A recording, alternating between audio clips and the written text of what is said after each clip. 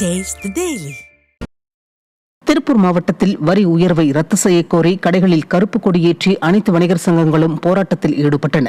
திருப்பூர் மாநகராட்சியின் சொத்து வரி, குப்பை வரி உயர்வு, மின் கட்டணம் மற்றும் கடை வாடகைக்கான 18% GST வரி விதிப்பை ரத்து செய்ய கோரி மாவட்டம் முழுவதும் 1 லட்சத்திற்கும் மேலான கடைகள் அடைக்கப்பட்டது.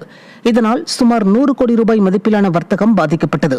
மேலும் இதனால் அரசுக்கு 30 கோடி ரூபாய் வருவாய் இழப்பீடு ஏற்படும் என கூறப்படுகிறது.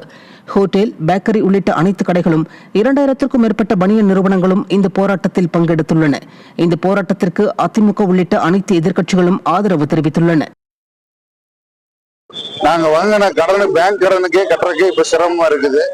இதே நிலை நீடிச்சதுன்னா கடையெல்லாம் பூட்டிட்டு நாங்களும் வேலைக்கு போற சூழ்நிலை தான் இப்ப நிலவிட்டு இருக்கு. மக்களை காப்பாற்றுறது போராட்டம். வியாபாரிக்கு 18% டேக்ஸ் அப்புறம் நான் திருப்பூர்ல மாநகராட்சி டேக்ஸ் தான் பெரிய சமாச்சாரமா இருக்குது. அதனால இப்ப முழுசா எதுக்குறோம். இதுக்கு எல்லா அனைத்து வியாபாரிகள் சங்கமும் ஆதரவு.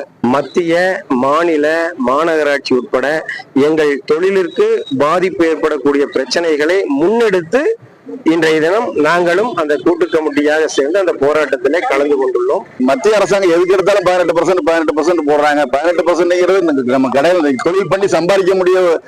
தொழில் போட்டவங்களுக்கு முதலீடு கூட லாபம் கிடைக்காது. ஆனா அந்த 18% வரையும் போட்டு ரொம்ப இது பண்றாங்க.